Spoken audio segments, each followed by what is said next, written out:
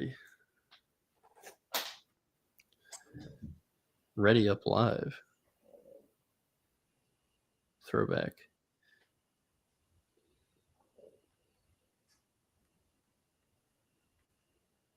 Okay, now that's epic. When I hit the like button on YouTube for our video, it did like a ghost face animation. That's pretty cool. It knows that it's spooky season.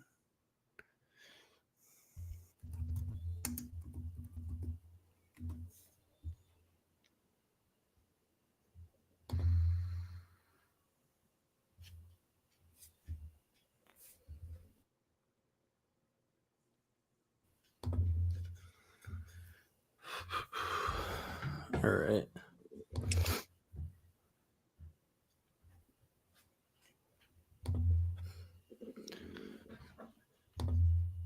Hello? Hello? There you go. Cut out for a little bit. Oh.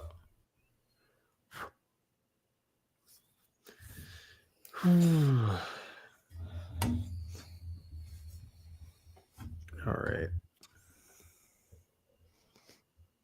Did you hear what I said earlier I did not. Dude, when I hit the like button on our YouTube video, because we gotta support ourselves, right? We gotta hit the like button on our own video. It did like a ghost icon like animation whenever I hit the like button. Nice. I was like, that's pretty epic. They know. They did it just for us, just for this video. Anyways, though, I guess let's go ahead and do the intro real quick, and then we can jump into things. All right. Hey everyone, and welcome back to the Banter Fodder podcast. I'm your host, Drew, and I am only joined by Jimmy Jam, the Walker, Texas Ranger man today. Michael Hoover Dam is not joining us today or our next video, which sucks. It would be cool if he could be joining in on these discussions, but he's got some things going on, so he won't be joining us tonight, unfortunately. Hopefully he makes like a quick, brief appearance in the chat. That would be cool. Anyways, though, let's dive into things. So, James, have you been watching anything in the past week? No. Unfortunately, literally the only thing I have been watching is just I'll throw on riff tracks when I'm doing stuff like eating and whatnot. So or Mystery Science Theater. So I have not been doing any viewing really at all. So I'll make this one short. Hopefully once this house stuff is finally settled, I'm gonna get my evenings back, and I'll get back to watching, and I can go on for 10 minutes again. But alas, that it's not tonight. Yeah. Too bad. I haven't really been watching anything either. The only thing I actually did watch, at least movie-wise, if you can even call it a movie, was Beetlejuice. And I was not a fan. There's a couple moments that are actually really good. There's also a few funny moments too. There's one in particular that had me laughing out loud pretty hard. But otherwise, it was mostly a drag to get through. You've got some cool set designs here and there. You've got some cool like costumes and prosthetics and stuff. But overall, like I know the first one, isn't a perfect movie or anything, but this was like bad. There are literally like, I don't know, at least 6 plots going on at the same time. And one of them, the film opens up with and is just kind of there for like half of the movie, and then it reappears, but it has no relevance to anything that's really happening in the like main story, even though it opened up with it. It's weird. So it just felt very choppy, just in terms of writing. And then also a lot of the movie has the like gross, I don't know, like almost like Netflix digital look to it. Um, and that's kind of just the look that Tim Burton has kind of stuck with now. So I don't know. I was not a fan. They should have just kept it with the first one. Uh, I'm I'm honestly just not a big Tim Burton fan. I think most of his movies are great production design mixed with mediocre direction. Um, I feel like the only one that I truly like love is Big Fish, but outside of that, I don't know. I'm not huge on him, so I I highly doubt that I enjoy would love. I enjoy a lot of his stuff. Not everything, but like I really like I honestly really like Batman Returns a lot. I Um like Batman Returns a lot. I am yeah, with you. Well, and so yeah, for me, it's not that I don't like any of his stuff. Like I'll watch Edward Scissorhands and I'll like it. yeah. I'll like.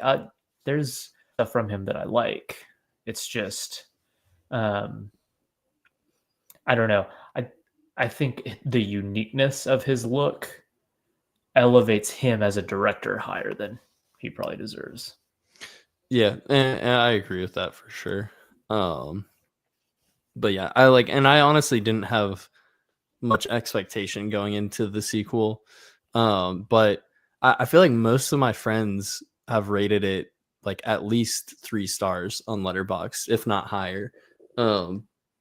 So I was kind of surprised how much I disliked it. Because I honestly kind of love the first Beetlejuice. Again, not a perfect movie, but it's just a really fun one, especially for the spooky season. So outside of that, I've still been watching a little bit of IT Crowd here and there. And I'm like pretty much done with season 3. And then I've also been making my way through season 2 of the Star Trek the original series. And I've only got like 6 episodes left, I think. So we're getting there. I really just want to try and make it a goal to get through as many Star Trek series as I can within the next year. Because I'd really like to be able to, like, even though the new show that's coming out next year doesn't like really have me super excited, at the same time I'm like, man, it would be kind of cool if I could just watch a new Star Trek show as it comes out, just to see like what it's like, and be a part of the conversation. So that's all You I've been know what's really so watching funny? lately. Oh, what? That reasoning of the even if it's I still want to be able to watch a new one with it. That kind of spurred on my Star Trek watching because I'm like, you know what, I'm going to catch up to Discovery and watch the last season as it comes out. Mm-hmm. And I stopped like season like through the end, or I think I literally have the finale left of season 3, and I was like, nah, I'm going back to the next generation. Yeah. So I have yet to actually be able to reach the point of watching new Trek as it comes out. Yeah. I feel well. that. Anyways though, let's go ahead and dive into the discussion. Or actually, before we do, we got some comments from Slasher Fred and Brian Valco. Good to see y'all in the chat. Also, Slasher Fred, is that where your name comes from? Is it from Freddy Krueger? Because that's pretty cool if it is. Didn't even think about that. Yeah, I never thought about that before. But yeah, let's see. Elm Street has an Anytown USA feel. Okay. So Brian said Elm Street has an Anytown USA feel, but didn't the name come from President Kennedy being shot on Elm Street around Dealey Plaza in Dallas? Possibly. I've never I heard of wouldn't be that, but it wouldn't surprised. surprise me. Yeah. I was reading a couple things about the like production of the film, and how Wes Craven pulled a lot from like his personal life and put it into the film. So I wouldn't be surprised if that was something that he did. That's really interesting. And then Slasher Fred said this movie can be seen as sort of a sequel to Wes Craven's film or debut film, The Last House on the Left, because it involves parents who take matters into their own hands to get revenge. I still haven't seen that one. I've actually, like, outside of Scream and Nightmare on Elm Street and New Nightmare, I haven't seen like any Wes Craven films. So I really need to change that. Yeah, I've seen. I think Last House on the Left is the only non-Scream, non-Elm Street I've seen from him. It's a weird one.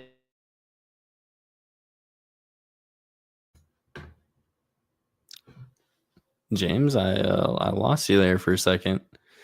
Well, until he gets back, I'm just gonna. Oh, there you are. Hey, I'm gonna drop out and join back and see if that fixes, because I got good internet speeds, but for some reason It seemed like whenever dropping. I rejoined that it did something. So yeah, just try and leave and join up again. Gotcha. Entertain the masses while I'm gone. I will. Let's see, Brian. I'm gonna read the rest of your comments real quick. You have a soft spot for Jack Nicholson as the Joker. Yeah, honestly, Jack Nicholson as the Joker was a ton of fun. It's definitely not my favorite depiction of the Joker by far. And honestly, just the Burton films in general. Well, at least the first one, I'm not the biggest fan of. Like it's a fun movie. I think I gave it 3 stars on a review. But I do think it's fun, but I definitely prefer Returns over the two. There's just something, I don't know, something about like the cranked up Gotham City, just full on like goofy comic booky fantasy vibes that he leans to in that one that I just really vibe with. Let's see. But all right, James, are you here now? Is it working?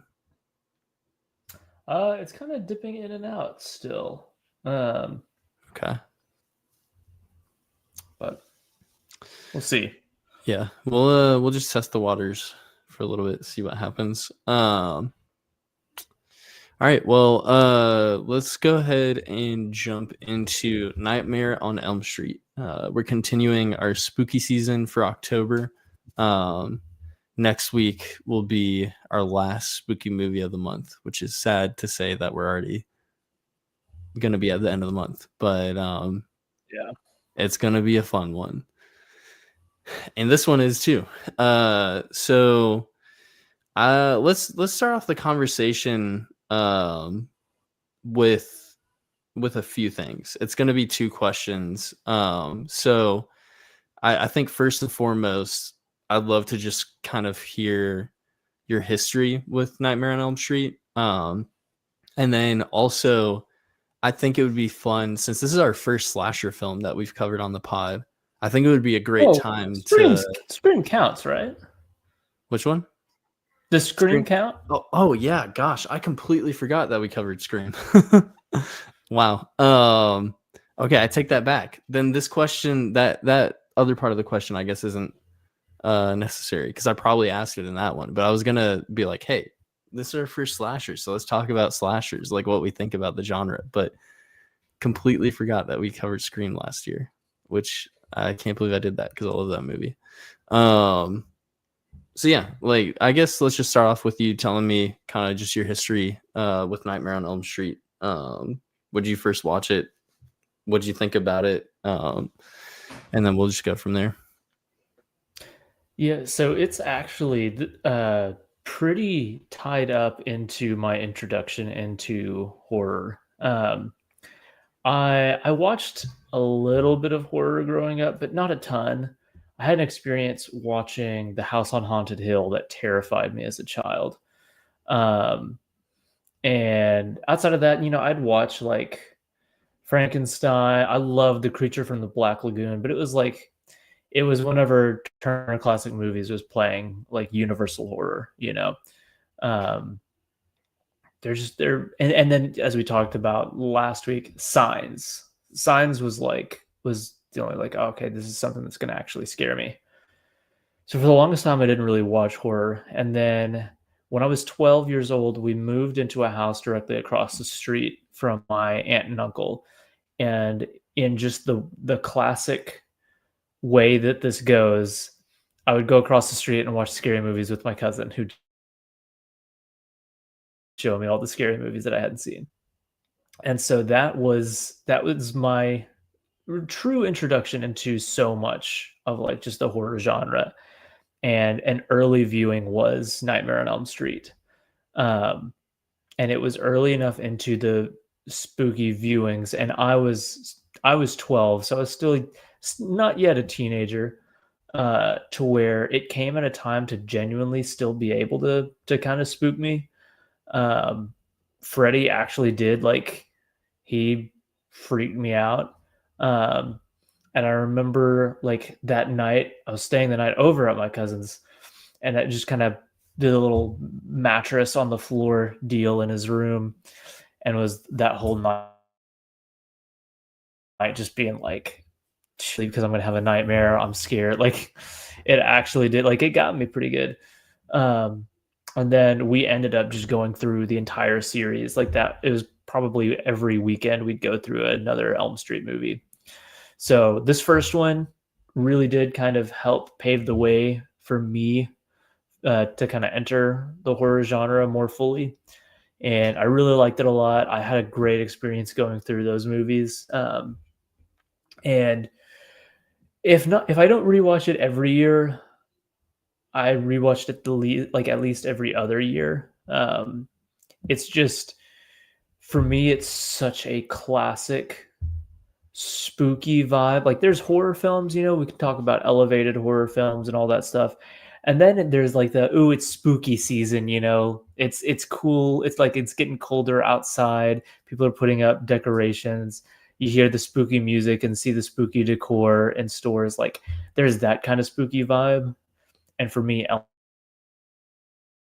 Elm Street is like kind of like, it's not Hereditary, it's not like absolutely terrifying, but it's the kind of really fun, festive spookiness. So I don't know, and just that main track, that dun dun dun dun. I feel like I'm waiting outside in line for like a haunted house attraction or something. Like, Yeah, I 100%. That, like, it feels like a carnival ride or like something yeah, like that. It, yeah. So to me, I love the vibes of this. Freddy is my favorite slasher villain. Um, I think the movie is super, super creative. Yeah, I'm a big fan of this. I really liked it the first time I watched it, and I've watched it pretty consistently since. heck yeah, dude. So I guess I like never really realized that uh this was one that you grew up with watching a ton. Because I remember we've mentioned it on the pod before, but with our friend Mitch, we started like a spooky movie club back during COVID. And Nightmare on Elm Street, I think the first three, if I'm not mistaken, were all selected at some point. And so watching through watching through those there, that was kind of my first exposure to the franchise. Obviously, like, knew who Freddy Krueger was. Like, you see his costume. Like, I feel like that's one of the most common like costumes kids would get like growing up and stuff. That and like Ghostface. So I obviously knew who Freddy Krueger was. I knew the song that Slasher Fred put in the comments earlier. 1, 2, Freddy's coming for you, which is so freaking iconic. So I was like, as a kid, I was scared of Freddy Krueger without even having seen the films, but just knowing like, oh yeah, this guy's creepy as heck. And if you sing that song, then you're gonna get haunted or something like that. Um, but I didn't grow up watching horror films. So I was a little late to the party. That being said though, The first time I watched this, I absolutely had a blast with it.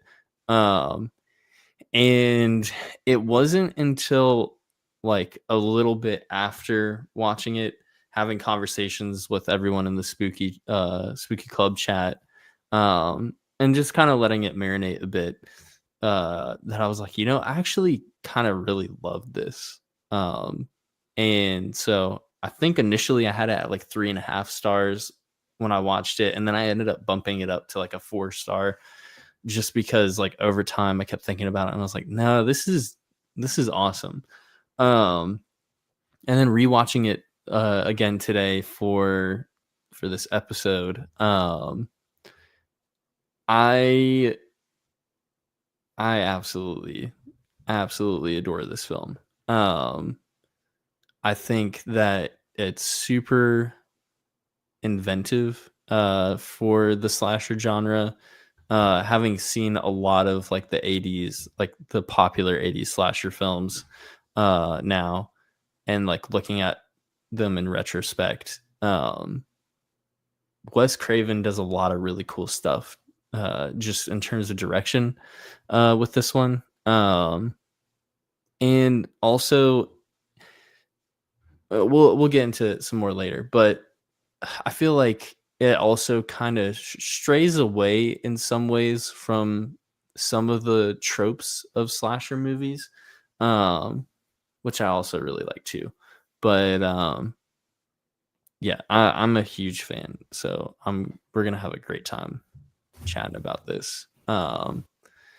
But I think to start things off from here, I kind of want to just like talk about the way that this opens, um, because I think it's awesome. Um, and I think in that I also want to like point out a few things. But what do you think about the opening for this one? I mean, I think it's a great like tone setter. Um, I think just dropping you right in the middle of a nightmare is like just the right way to go with the movie, Um, immediately kind of get the vibe for what Freddy can do, the feel a little bit for his character. Um, I love the music. I love the look of the credits. It's just a really cool, striking start, I think, to the movie. Um, and I also think in retrospect, like thinking about it, it's a really cool way. Like if the idea was to kind of take you by surprise with the kind of first act protagonist swap, it's really effective by introducing you to Tina in Tina's nightmare, her first experience with Freddy, and Tina basically functions. Slasher Fred just made a comment that I was about to make.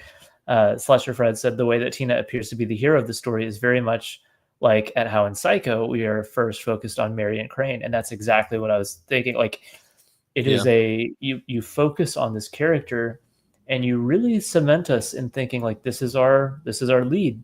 It's her nightmare. She's the one who's like pointing things out initially. She's the one like you you feel like she is the lead, and it's what makes her death so shocking. Um, so I think having the movie start in her nightmare with her first experience is a really effective way into like making us be like, okay, yeah, Tina's our girl, like let's go. yeah, So I think it just sets the mood right. It sets us up for the protagonist fake out, and it's just a cool mood and vibe. yeah. I really love just like how the credits are on the screen with like a much smaller like ratio of the image Yeah, playing. There's something really fun about that and creative. Um, and then yeah, I think it's interesting opening up with a supporting character rather than our protagonist. Um, And also, I feel like a lot of like slashers, like let's take the Texas Chainsaw Massacre, for example, or let's take any of the Friday the 13th movies, or at least the first Friday the 13th. Those don't open with, you know, those don't open with Jason. Those don't open with Leatherface. Those open with your characters, and they're just together. It's like fun vibes. There's no like killing, there's no haunting, there's no stalking, there's no like none of that happens within those opening minutes. I think Halloween is the only one that I recall that kind of opens up with like a killing right off the bat. Um, but I feel like this is like a very different vibe compared to a lot of the other slashers, just in the way that it opens. And I really like that. I like that we are first, like right out the gate, introduced to a nightmare sequence.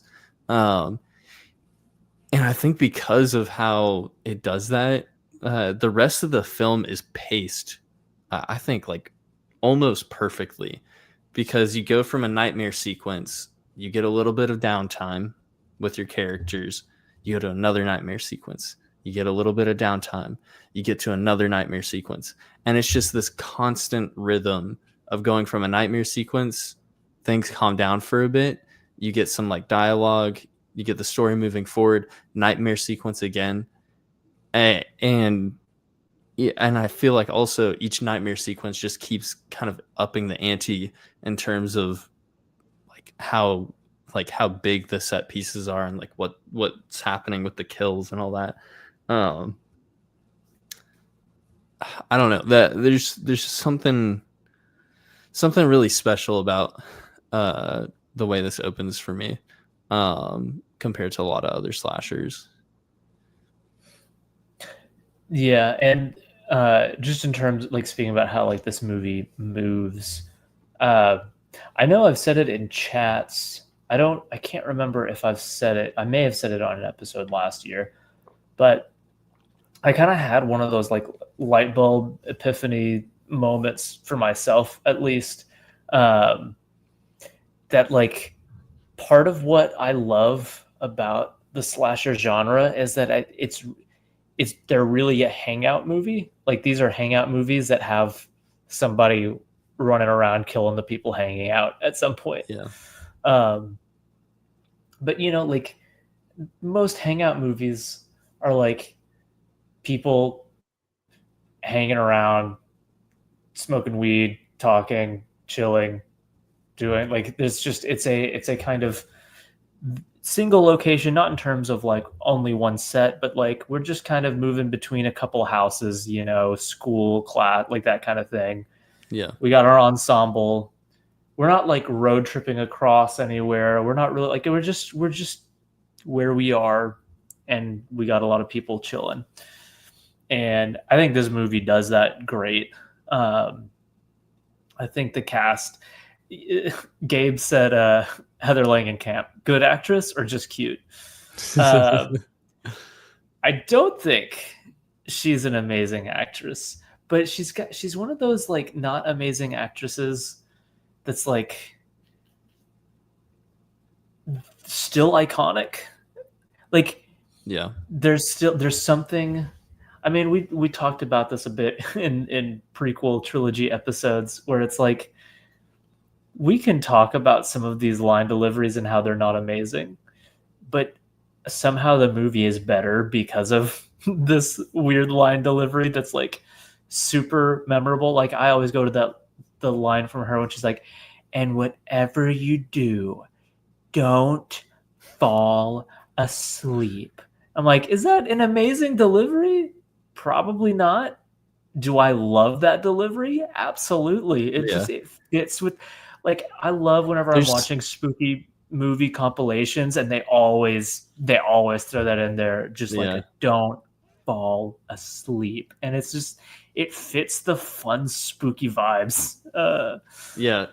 There's something like even though it's not like a great performance, there's like she's just like very consistent with it, and like also feels like it doesn't feel like, in a weird way, it doesn't feel like she's trying to act, if that makes sense. Like it just, if she feels like the character, but it just feels like, it has that like classic slasher vibes of like, Yeah. oh, you don't have great performances here, but she just like, I don't know, she's convincing to me, like in a weird way. I think that there's just the thing that you can't really put your finger on, that for me is just, I think she's just got a really strong likability to her. Yeah. And I can't like find the words to express it. It's just, I just know like, oh, I feel like she's a very watchable, very likable protagonist. So that, I think that can carry a long way, especially in a movie like this. And then we get baby Johnny Depp, who is good. Yeah. Um, And and honestly, then, like I even like the other, like I like Tina and I like Rob. Like, yeah, yeah. I think Rob has some pretty good deliveries. Um, so yeah, I'm overall, it's just, there's something, I don't know why, but the genre of like chill high schoolers just dropping like flies in between hanging out is like a genre that I love. Um, and so yeah, I think this cast, I think you see this cast mimicked a lot after this, because the slasher genre, this is definitely not the first slasher genre, but I think, if memory serves correct, this is like the first really like primarily high school set, like full on slasher. And I mean, that's such a classic setting for slashers now, when you think of like this in between classes, all of the friend circles like talking about what's going on. I mean, Wes Craven mimics it a lot in Scream. yeah. And I'm fairly certain he cast Skeet Ulrich as Billy Loomis just to recapture a little bit of that baby Johnny Depp feel. Yeah. But anyways, yeah. So I guess just to circle back to the whole initial point is about you were saying, you got your scary scene, your nightmare sequence, and then we kind of chill in the aftermath of that. And I do think it is really well paced. I do agree that like we get Freddy in really solid intervals, never wears out his welcome, never goes, we never wait too long to see him. And yeah, it really allows, we talked about this last week, it really allows that small town vibe to kind of, fill up the movie, just Mm-hmm. walking to our classes, chilling in that kind of picturesque suburbia, going to the police station. It Yeah. really feels like that kind of downtown. So yeah, it moves really well. Yeah, it does. And I think like it's also cool that, with the movie's focus being on the killer like stalks you in your nightmares and your dreams. It's kind of cool that we get to see that outside of just like, people being in houses, because we Yeah. get a nightmare sequence in the school, and which is one of my favorites. Like, yeah, it's up there, and like one of my favorites of the film. And then we also get that at the police station. And I like the variety, because I also feel like with a film establishing a series like this, um, if it weren't, if Wes Craven wasn't like so intentional with it, I feel like it would have just been, each nightmare sequence is just in their bedroom and that's it, or like in the living room because they fell asleep on the couch, or something like, simple like that. I think it's really cool getting to see these sequences, like even outside, like they'll be running around outside, like, you know, on the sidewalk, in the streets, in the alley, and like, you know, not alleyways, but like, you know, just like between houses and like these like dark areas and stuff.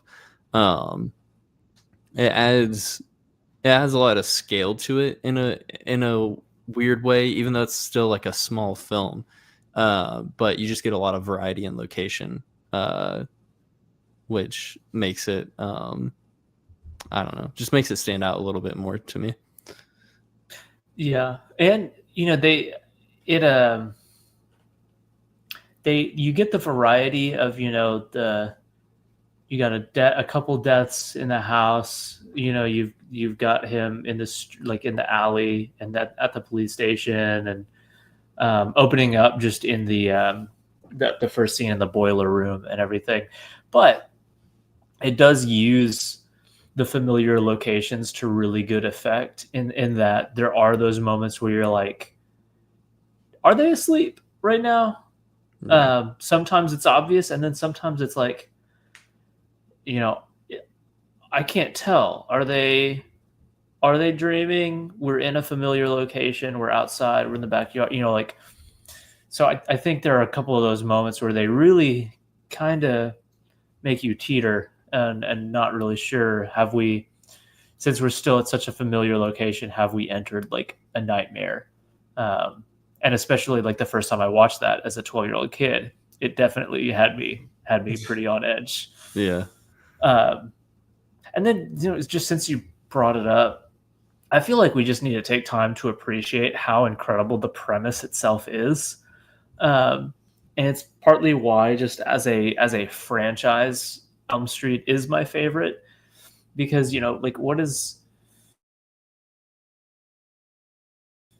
I love slasher franchises, but like, you know, Halloween, it is a guy in a mask with a blade, you know. Friday the 13th, it is a guy in a mask with a blade. And even Texas Chainsaw is still a mask, and the blade it's multiple chainsaw blades, you know, but it's still, Yeah. and none of these people are talking, you know. It is the silent, you neither hear them, you don't see them. There's no negotiation, there's no banter, there's nothing. So I think Elm Street just stands so, you know, uniquely among these ones, in that he is like, you get so much dialogue from your slasher villain in a way that you never have from other villains. Um,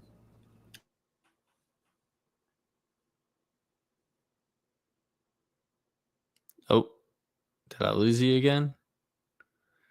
Dang it, Jimmy Jam. Are you back? am I back? Oh, you're back. Oh, We're back, chat. we're so back.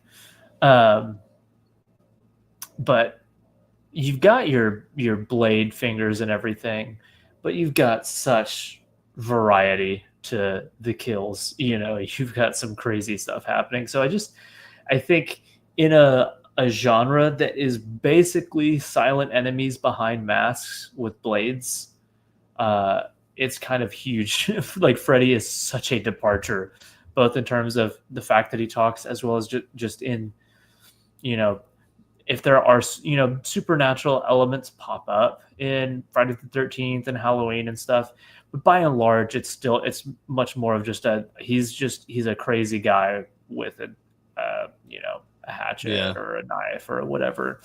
And so going full on supernatural from the beginning with this and having him talk, it feels so unique in the genre. Yeah, I agree. And I also really like that you know, even though Freddy does talk in this, it never makes him not scary. In some ways it might make him a little bit scarier. Like especially the like vocal effects that they have on his voice. It just has like this really creepy, like grimy feel to it. I don't really know how to explain it, but like it just doesn't, he doesn't like sound fully human, I guess. And then like having Yeah, and then like hearing the characters' names being called, like Nancy, Tina, like stuff like that. That's creepy to me. It just makes the atmosphere feel just a little bit more chilling. Um, and so I don't know. I think that's like part of the reason why Freddy is so iconic to me, and like is my favorite out of these slasher villains, because one, he does talk, but also like he's not wearing a mask. um and like he looks terrifying. Like, especially in this one, I love his costume in this one for sure. Yeah. Yeah. I really, the talking becomes, it makes him less scary in later films. Yeah, But I feel like they hit just such a sweet spot with this one. And this is a weird point of reference, but I know when we talked about Mad Max, we talked about how, like, for me at least, putting like the absurd and semi comical next to like something that's just depraved makes the whole situation creepier to me. yeah, So like when you've got like, all the weirdness of Toe Cutter's gang in Mad Max, and you're like, what is this? This is so weird. And then they're just doing evil, awful, depraved things. You're like, this feels weird, Like yeah, there's an uncomfortable weirdness that comes with like evil being committed in like kind of comical ways. Um, and I think Freddy kind of taps a little bit into that. There's a scene, I think it's the first time Nancy sees him, where he's almost acting like a kid who's showing off something he thinks is cool. Like, Mhm. whenever he holds his hand out and he's like cutting off his fingers and they're Yeah, squirting his weird yellow blood, and he's like, huh. Like yeah, he's looking at it almost like he's showing something off, like, hey, check it out, what do you think of that? That's very like off-putting and creepy to me. Like, yeah, that it's he's cutting his fingers off and watching the blood squirt, and he's like, pretty neat, huh? And I'm like, this gross. And then when he cuts his guts open, and it's like hmm, like it's or when she like scratches his face and his literal face just like rips off. yeah, like, that's just, there's something like, there's a playfulness to him that is very unsettling to me. Like, Yeah, it just the fact that he's having such a good time goofing around while like horrifyingly murdering people is just makes him more unsettling. yeah, And and I think that's like doubled down whenever you get the reveal of like who he is and what he did. yeah, That makes it even worse, because you're like, ugh, like this guy is like truly psychotic. He's not just some crazy dude in a mask who doesn't talk, but like this is a guy that, you know, was a human and he did these awful things. I don't know. It is really unsettling. yeah. And then I think a thing that also adds to just the feeling of unsettling is, I think this movie's practical effects are amazing. Yeah. The shot of him stretching out his arms in the alley Hmm. is so weird. And I know, like, if they were to do that now, it'd be a digital effect, and it Yeah. would technically look more realistic. Like, it would look more real, but I think it would look also way less scary. Yeah. I I think agree. there's There's something. something. Oh, good. Uh, I think there's something, just the weird kind of like almost puppet like look of the way they're stretching out. It's Hmm. just, it's clearly so unnatural, It's so like that doesn't look right. Yeah. And then probably like one of my favorite practical effects in a horror movie of all time is when they make the wall, like when they have him kind of stretch and imprint his hand and face through the wall. Um, I love that. because they just basically have a latex wall it's meant to look like a normal one, but it allows Robert Englund to just really press into it. And then Yeah. whenever he leaves, like it completely resettles into what looks like solid. But that shot, I think, is so cool. It's so iconic. Yeah. Or like this one is like a little bit more simple, but it also it's just like, dude, this is freaking cool. Whenever he's chasing Nancy outside, right before he gets his face like ripped off, he disappears, and then he like peeks around this really, really thin tree. Yeah. And I'm like, there's just something so creative about like almost all the ways that like these nightmare sequences are involved with like just practical effects, and like movie magic being at its finest. Like even in the school sequence, whenever you see the body bag getting lifted by nothing, Oh yeah. and just like getting dragged into the other room, or even when Tina gets lifted in the air and it, like gets lifted up to the ceiling. Oh my gosh, I don't know how they did that. I can't believe that I didn't bring that up. I'm so glad you did. That scene to me still looks like perfect. Yeah, Like that scene is so wild. I can't imagine like seeing that in the theater and being like, what? How did they do this? Because I'm still kind of like, how did they? Yeah, it's crazy. Like it doesn't feel like brutal scene. Like obviously she was probably on a wire or whatever, but it doesn't feel like it at all. Like just the way that she's like levitating, and honestly, this goes to a lot of her performance here, just being really convincing that she's actually like levitating, and it's like, I don't know, it's insane. You also get the really cool effect with Johnny Depp's character getting sucked into the bed and then blood spurting out everywhere. Man, so iconic, so memorable. Yeah. And both of those scenes done today would probably also be done digitally, and it wouldn't be the same. Yeah. I'm a big fan of and I know this is controversial. This is very unfortunately controversial. I'm a big fan of the 2010 remake. But there is a moment, like they do kind of recreate the face in the wall moment, and they just go full CGI, and it is so inferior to the way it's done in this movie.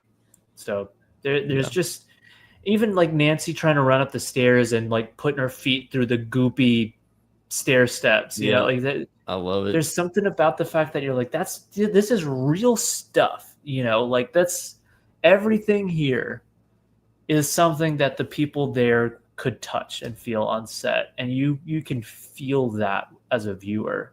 Yeah, it really adds to the tension a ton. Yeah, and just the feel of the movie overall. Like there's just, I just think there's something about I don't know. I watched In the Mouth of Madness a couple months ago, or last month, I guess. And there's a lot of great practical effects in that too. I think there's just something about movies from this era that were just filled top to bottom with like creature effects and kill effects and prosthetics and breakaway sets, and have like pouring stuff like they did for Johnny Depp's death, of like just pouring it through an upside down like building a room upside down so you can pour blood through it, and then filming it right side up like that. It just it makes all the difference in the world whenever everything feels so tangible. Yeah. I completely agree. It's like all the limitations that they had, all the limitations that they had just made it like infinitely more creative. Yeah. Because if they had the ability to use CGI like they do today, I don't think we would have gotten like any of these, creative things. Like, that's why like when we get a horror film today that really leans into practical effects, like even if it's not a great movie, I'm just like, yo, I gotta give them props to this, because they're keeping like good filmmaking alive just in that aspect. Yeah. It's crazy. This feels recent, even though thinking about it, this is over 10 years old. That's wild. But The Babadook, I feel like, is a movie that uses practical stuff in really, really cool ways. And there's even a shared, theatricality between The Babadook and Freddy himself, where it's like, this guy's kind of putting on a show. He doesn't have to be that extra in what he does. A lot like and now like something more recent, like the Terrifier films, the same thing. Like Art the Clown, basically Freddy Krueger but can't talk, doing like evil things, but like but he has fun with it. Like that's just so off-putting to me.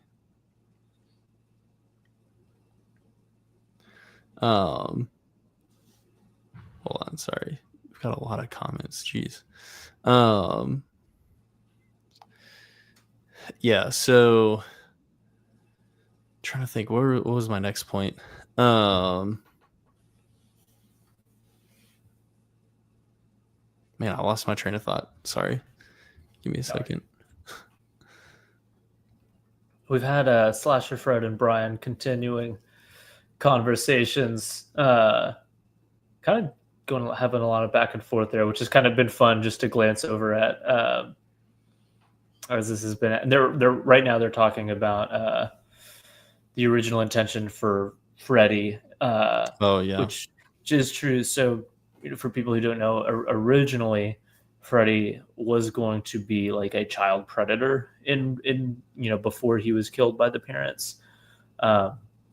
And Craven ended up scrapping that because apparently there was a real life story that had kind of mirrored that recent enough to where he thought it would be in bad taste. Yeah.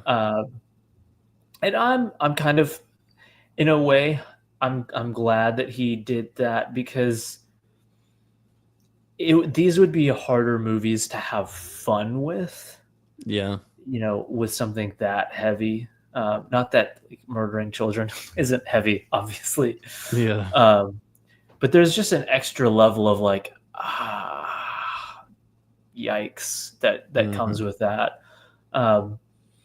And I'm glad that the idea was able to be revisited in the 2010 remake, because they go for a much less fun Freddy. Yeah. So I think it's a lot more suitable. I think Jackie Earle Haley's Freddy is one of the most vindictive, evil, spiteful, awful villains of all time. He is such an awful, nasty little man in that movie, and it fits with them incorporating that aspect. Agreed. So I think there's an awful gravity that comes with that I think suited the remake, but I'm glad that I'm overall glad that it was removed from this original one, just because, again, I couldn't go into this movie quite having that like, oh, fun, spooky fall vibe, scary movie kind of feel if that was part of the subject matter. Yeah, and not just the feeling, but also like on top of that, it would have felt even more in poor taste with how Freddy is as a character, I think, if that were like kind of the intentions behind it. So like in both Yeah, ways, it would make it, not as enjoyable of a watch. Um, it is it makes interesting. Oh, what were you gonna say? he's a fun.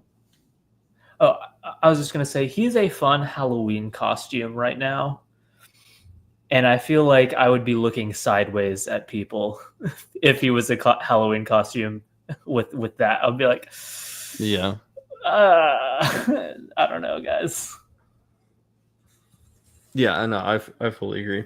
Um, it is interesting seeing like Wes Craven's uh inspiration for this movie though, because I think his original like idea for Freddy Krueger, uh, for one, Fred Krueger came from the name of a kid who bullied him in school. So that Immortalized. yeah, that's pretty crazy. Um, but that fits really well with the character and the themes. And then so you take that, and then the other idea that he had was he distinctly remembered there was this time when he was a kid and he was like walking on the sidewalk or something like that, and he saw an old man looking at him and just gave him like this really creepy grin. Um, and he remembered just feeling afraid in that moment. And I know Um, the old man had a fedora, which is why Freddy yep, wears a fedora. yep. So like taking like a like an his own fear, like an own fear of his that he had, and then implementing that into the villain. Um, I think that makes it like like obviously it makes it more personal for him. But I think that's also like part of the reason why the character works so well is because he's taking his own fear and pouring that into this character and like really leaning into like that kind of just creepy vibe that he got from that. But yeah, And it's interesting just seeing like some of his inspirations like being pulled from his own life into and the franchise. evidently that must have just been a thing, like that fear of the evil that's just out in the suburbs. Um, must have just been a thing going on around there because we get a lot of that in this. Obviously, like I feel like the title is important itself. Like Nightmare on Elm Street. It's not cabin in the woods. Yeah, It's here. We've got 10 feet on either side and across the street. And then we've got Halloween. With evil comes home. It's all about Haddonfield being terrorized. Because I think one of the scariest scenes in the original Halloween is when she's running door to door, knocking on every door, and like nobody's opening. She's out there in the middle of a populated neighborhood, and she's still being chased. And yeah, so that idea of just being smack dab in the middle of like the suburbs, and still being stalked and killed is it seems like it must have been just on the minds of people in that era, because it feels like it's finding its way into the horror movies of the time. yeah, for sure. um and I think I don't know, there's something really uh like fascinating with that kind of aspect of like horror films, like setting it in a familiar feeling place, setting it in a neighborhood, um eh, just adding like a reality to it, um because like And then even like, you know, having just the premise of like, okay, he haunts you in your dreams, you have nightmares, there's all these things that uh that like all these fears that he's tapping into that I feel like you'd have like just as a child. um and I think because of that like familiarity, um it it makes the film just feel extra creepy. Oh, James, I think I lost you again. Dude, this guy's internet is trash. Um, Here I'm gonna look at some of the comments while he is gone. Gabe, yeah, Michael was way too scared to watch this movie and next week's movie. Um, Not really. He has some stuff going on. Hopefully he'll get around to watching both this and next week's movie at some point, because James and I were really excited to have him on.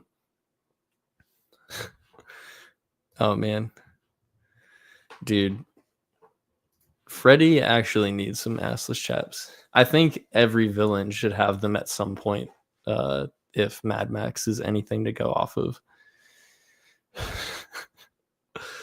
um I'll go back and look at some of the other comments real quick. Yeah, there is no character named that's similar to Loomis. What a shame, because Loomis is absolutely iconic. Jimmy Jam. Sorry, I don't know what's going on with my internet. I don't know. It's just this is our nightmare on Elm Street. He's in the computer. He is. I honestly don't remember what we were talking about right before you disappeared. So, I had brought up the idea of villains kind of stalking people right in the middle of suburbs, and you had mentioned something scary about the familiarity of the setting. The familiarity of the setting, the familiarity of like having nightmares, being scared. And I know this is something that, you know, over time, I feel like this fear has gotten like more and more relevant. But like as a kid, being scared of getting like kidnapped or like stalked and stuff like that. Because I remember growing up, like, you know, my parents were like very watchful, like over me, just because, you know, so many stories of things like that happening. So I think when you set something in a neighborhood in a small town, like look at David Lynch, for example, and like a lot of his films, Twin Peaks, being in a small town. Derry, you know, with it. Yep. Like there's evil lurking in some, like what on the surface seems like a peaceful area, but even there's evil always lurking in the shadows. I think those are just some of the most interesting like horror films to me. And I think that's like why it works so well in a lot of slasher movies, or why they like do that so often. Even if it is a trope, it never gets old. It's my favorite trope. I love it. The scare, something unsettling in a small town that has history. That's, man, I love it. I love it so much every time it pops up in anything. Yep. That's why Scooby-Doo is freaking rad. It all comes back to Scooby-Doo. Indeed. Oh, man.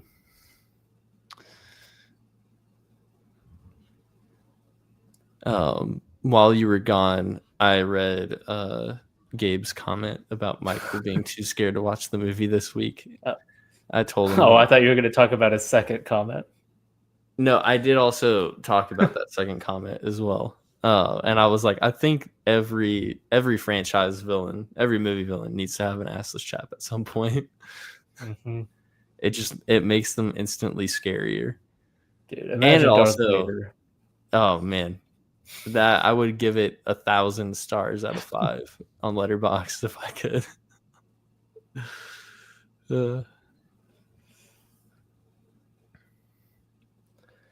Um, I feel like I'm kind of I don't know. I feel like we're getting kind of close to like being done with the discussion here because I don't have like too much more that I like really wanted to talk about. Yeah, I mean, so much of my love for this movie is in the vibes. We talked about it. The music, I just think so. Like, I love the music of this movie so freaking much. I love the chill kind of teenage hangout feel of it all.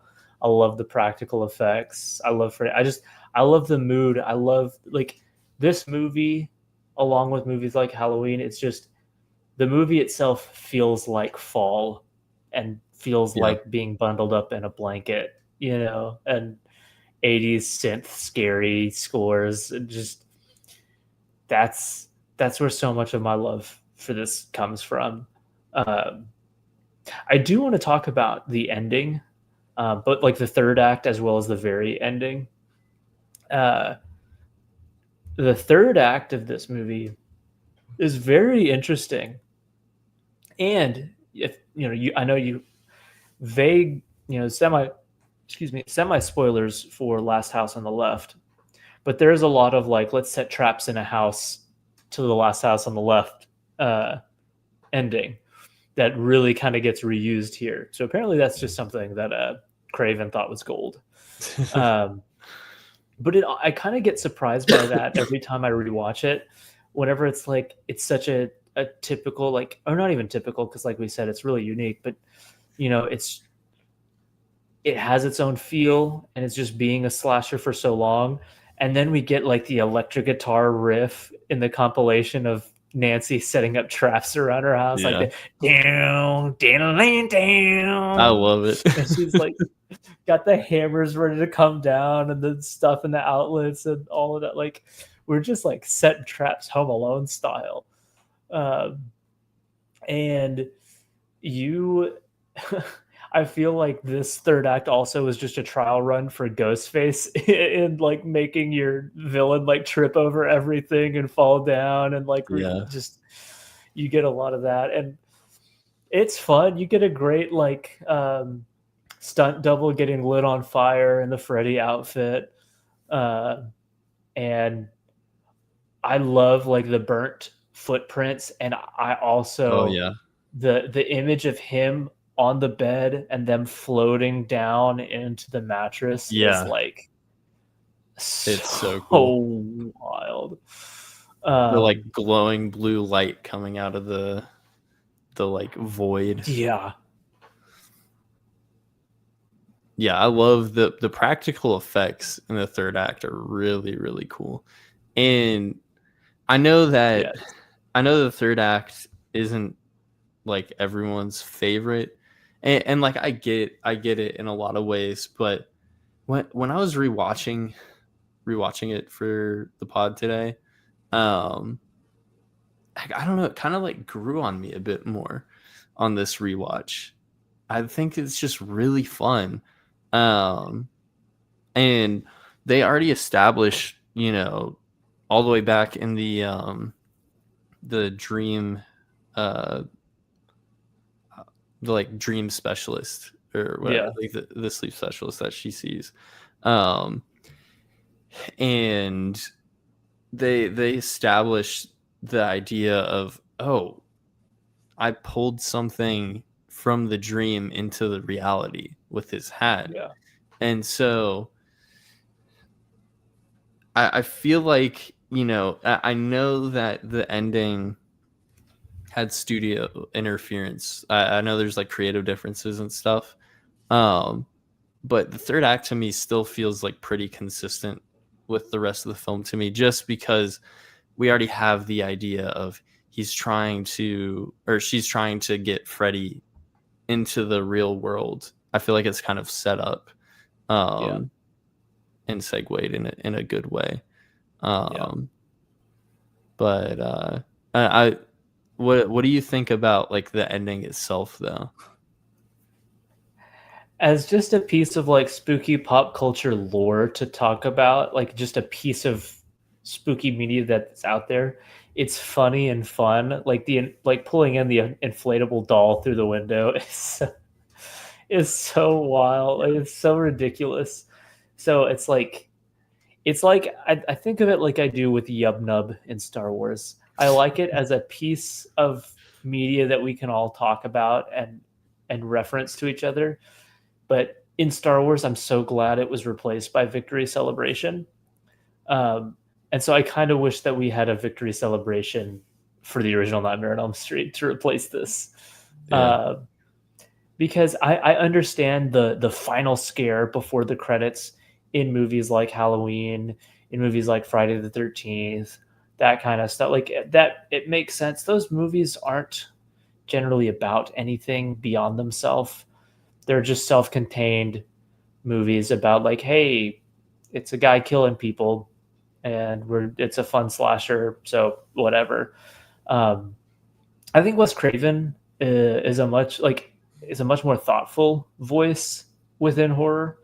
I think we see that running through Scream as well, but definitely here and in Dream Warriors and New Nightmare and stuff. I think, and the way he frames Nancy and Freddy as we get into New Nightmare is like he just sees them as, and he talked about this in Behind the Scenes, where he's like, I know it's this teenage girl and this unbelievable kind of dream killer, but he's like, he kind of sees in there, or he's placing in them this kind of battle between good and evil. Like he's talked about, like he loved Heather Langenkamp for the role because he felt like there was just something good and nice about her. Like you just feel like this is a good person. We want the good in this person to overcome the evil of Freddy. And so I think the cheap last jump scare before credits roll that's an element of the slasher that I really do like. Like I like just waiting to see what the last jump scare is going to be. Yeah. But I feel like Elm Street is unique enough and about more than just like, oh, we're just having fun being a slasher, that I would have preferred it to have kind of had the integrity to not do the last cheap jump scare before the credits, to be like, to kind of sequel bait. If they wanted to tease it in some way, whatever. But I also just feel like based on the rules and logic that the movie sets up, there's no reason the third act like the final scene should happen that way. It feels like so many of the rules get thrown out the window for that scare, where I'm like, I don't know how anything you set up before allows for this. And I much prefer Nancy coming out on top in this final confrontation. So Agreed. it really does just feel like classic slasher sequel baiting, kind of overruling what the movie itself needed. Yeah. I agree. Like I like the inflatable doll jump scare is funny, but I like just taking like not taking the story into account here, but just taking it on its own as a scene. I think like her getting into the car with her friends, and then as it drives off, you're like, oh, this is the Freddy mobile. I think like it's just cool as a scene, but it really does feel like a standard like horror ending that you usually get. And honestly, like especially with like today's horror films, I feel like there's just this common theme where most of them today feel the need to have the antagonist always coming out on top. Yeah. and it gets to a point where it's just like predictable. Mm-hmm. And I think that's how like a lot of, like Friday the 13th, you know, Oh yeah. and a lot of the other slashers feel predictable in that way. So it does suck that the ending ended it this way, because it is set up so well for Nancy to, make it out of this. Um, and obviously we know she does, just like based on the third movie existing. Yeah. Which raises questions. It just makes me go like, what is actually happening in this last scene? I don't understand. Like, Exactly. there's that final confrontation, the bright light happens, and then she and her mom like step outside. I'm like, what? Logistically, what just happened? Yeah. I'm so confused. Yeah, it doesn't really make uh it doesn't make much sense. And I think I would have preferred a little bit more clarity. Yeah. Like especially because the rest of the film, yeah, I mean it's straightforward. Like it's cool, it's creative, it's inventive. There's a lot of fantastic direction here with its set pieces. But But there's like a dream logic to it, or yeah, there's a yeah. logic to the dream and the lore and Yeah, and stuff. it's set up, they were doing a good job of like staying contained in that, and then just threw that all out the window at the end. And I can't remember off the top of my head what Wes Craven's original intentions were for the ending, because I know the ending that we got was, part of like the studio mandate. Yeah. Um, I know he was still going to have it be ambiguous. okay. Um, it wasn't going to be a haha good one, we're moving on kind of thing. And I may still have had issues with his ending, but I think his was more about trying to suggest that like this fight between good and evil is going to continue, and less of a kind of more overt sequel baity like Freddy's still out there. Here Yeah. comes Elm Street 2 kind of thing. Yeah, I definitely would have preferred that a lot more. Like even if we did get an ending where, Nancy wins, but it still was like just a slight hint or tease at Freddy like coming back Yeah. in some capacity, that would have like been just fine. I think that would have worked like really well. Um but yeah, I mean outside of the way it ends like that, um I love literally like everything else about this movie for the most part. um it's just so much fun, and it has just like my favorite like spooky vibe out of all of Yeah. the classic slashers. The just the the dream sequence stuff is so cool. The entire time watching it, I was just like, man, how has nobody made like a survival horror game in this setting yet? Because there would be so like it is ripe for potential. And even in film, I was just thinking about like if they ever bring this back, like I'd love to see like take a character who has like narcolepsy or something like that, where they like chronically sleep, and like there's potential like creative potential for that, or like take a character who's like a police officer who's trained to face evil, but then but because they're so grounded and they have to face something like Freddy, that makes it even more terrifying. I don't know, like I mean, I would really like to see this franchise come back in some Yeah. capacity. My dream would be James Wan directing a reboot. That would be I awesome. feel like especially after Malignant, um, because like I already think Insidious and like Insidious 1 is my favorite, like just straight up like haunted house movie, just ghost movie kind of deal. Yeah. I already love his direction and his feel for like it's not elevated horror in the way we think of like Hereditary, Babadook, Witch kind of thing, but it's Yeah, also like a step above schlocky horror. It's like it's so expertly crafted.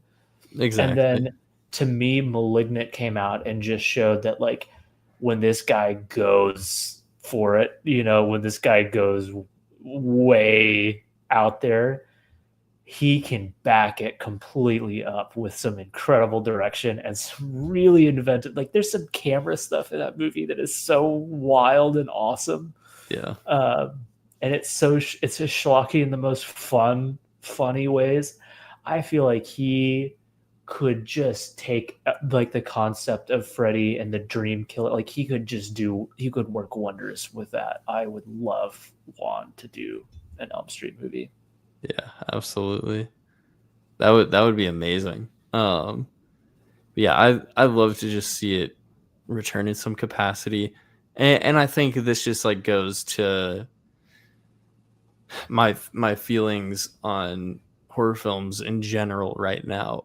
I think having something like Nightmare on Elm Street returning, bringing like a slightly more fun side to horror again, and not in the way that a lot of modern horror films have done, where it's like, well, it's a horror film, but it's also a comedy, um, and it's it leans like those typically lean more comedy than they do Yeah. horror. I'm kind of Um, horror comedied out. yeah, like and uh, I still enjoy some of those, but I feel like they've gotten played out in just the ways that there's too many of them. It feels Yeah. oversaturated, and they all have like started to blur together quite a bit. Um, and then on the other side of the spectrum, we have just all the other horror films, all having to be elevated horror, all having to be super super dark, super serious, super bleak, way over the top and realistic and violence. Just give me something like Nightmare on Elm Street again, where it's spooky, it's fun.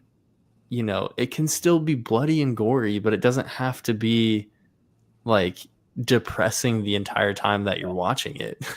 Evil Dead Rise scratched that itch really well Yeah, within the last few years. yeah, And I'm kind of with you in that more like that would be fun, I think. Um, agreed. so yeah.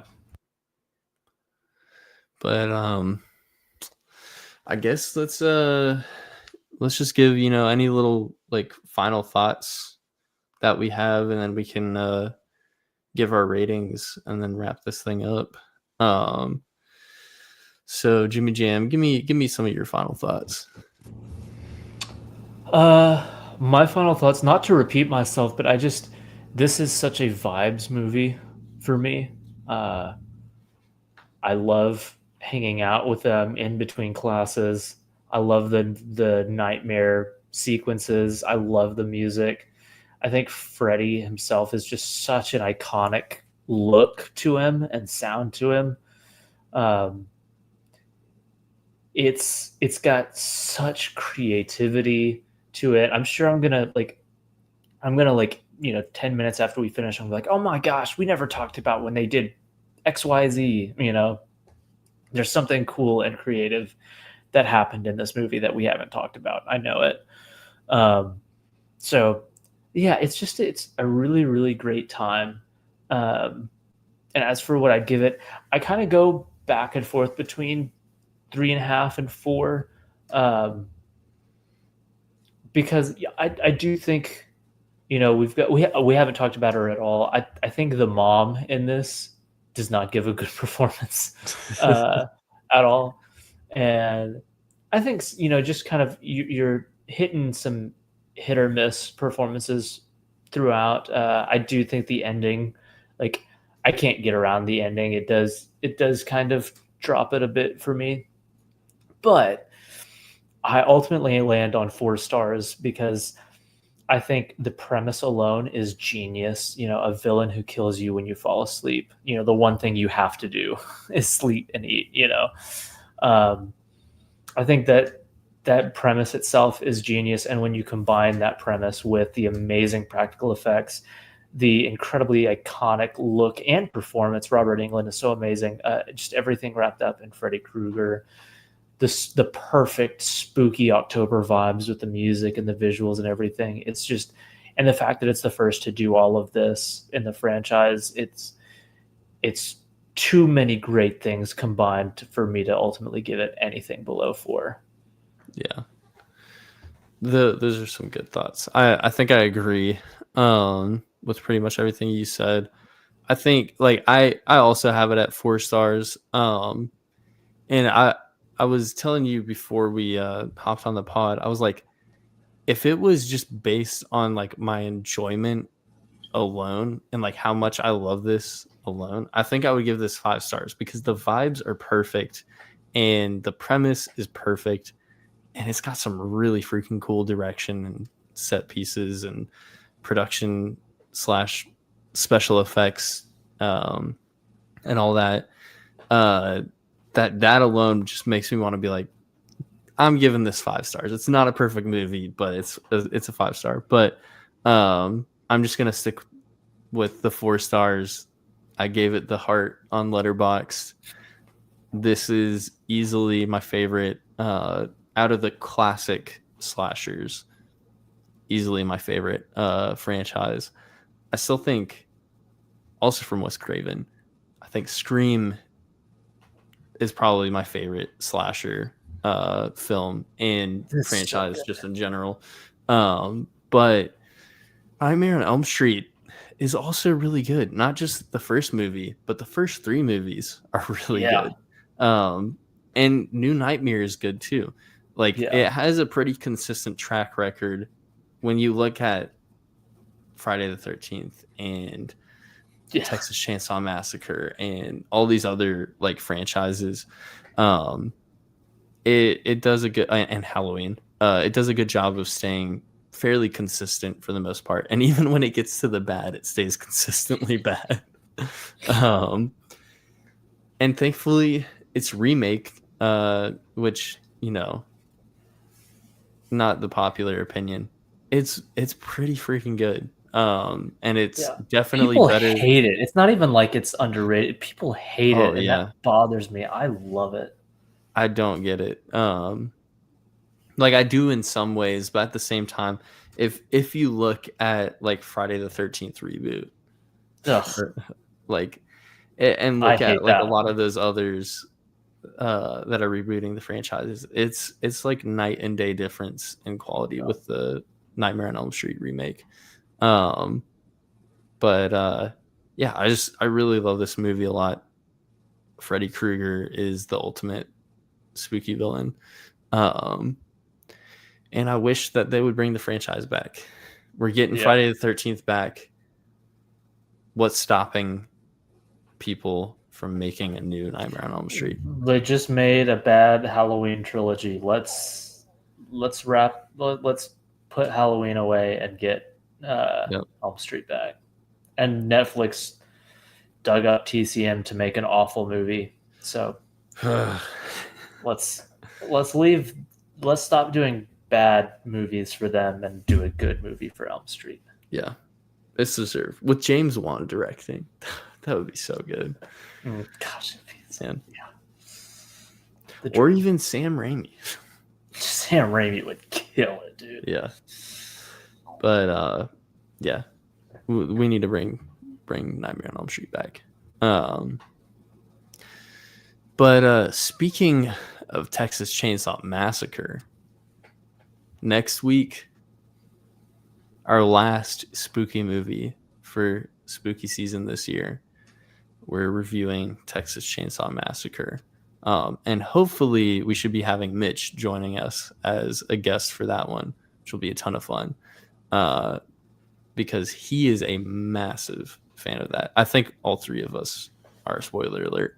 But yeah, just stay in tune for a really fun episode next week on that one. Yeah.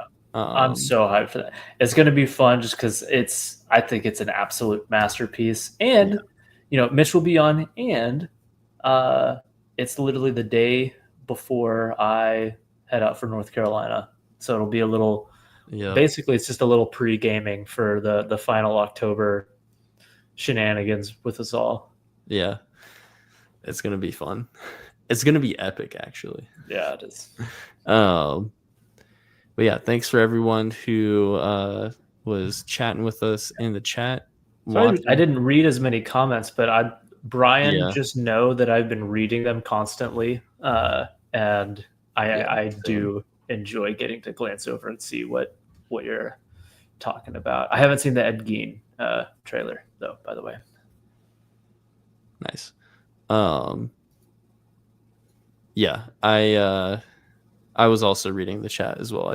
I was having trouble keeping up with everything tonight. Because I'm really, really tired right now. Well, and my internet has not been making it easy, unfortunately. Yeah, it's been tough. But do appreciate you all tuning in to the chat.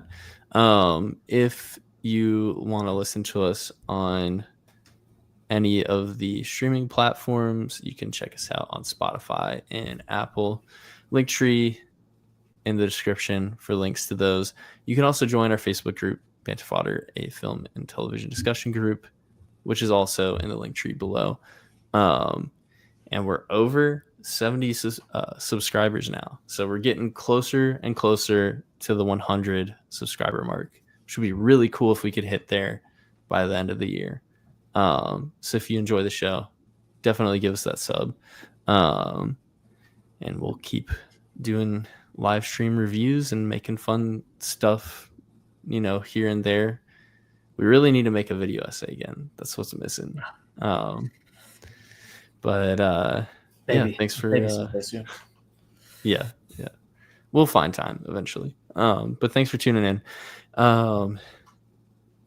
Until next time, go support your local theaters, watch some movies on the big screen. We've got Stuckman's Shelby Oaks coming out this weekend.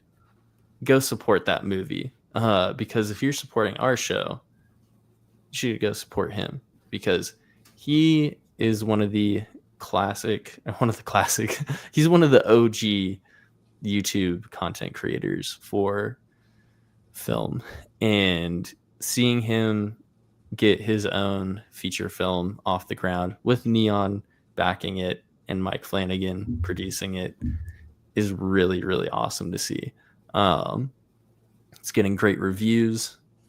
Great vibes, great marketing. Fantastic trailers. Yeah, fantastic marketing. There's a really cool ARG campaign that they did with it as well. So it's just kind of hitting all the marks for the kind of spooky vibes that I want this season.